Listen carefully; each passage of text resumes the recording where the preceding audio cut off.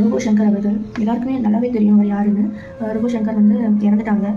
2 நாளைக்கு முன்னாடி நான் நியூஸ் பார்க்கும்போது ஐசியூவில் அட்மிட் பண்ணியிருக்காங்க அப்படின்னு சொன்னாங்க. நான் நினச்சேன் சரி ஆல்ரெடி இப்படி நடந்து அவர் மீண்டு வந்தவர் தானே, நல்லாகி வந்துருவார் அப்படின்னு தான் நினச்சேன். திடீர்னு இன்னைக்கு காலையில் அவர் இறந்துட்டாரு அப்படின்னு நியூஸை பார்க்கும்போது ரொம்ப ஷாக்காக இருந்துச்சு.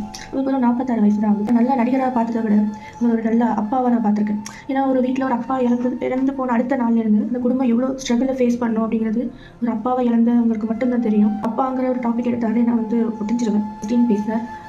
தான் சொல்லலாம், ஒரு மனுஷனோட உயிரை ஒரு நாள் கூட்டவும் முடியாது, குறைக்கவும் முடியாதுன்னு.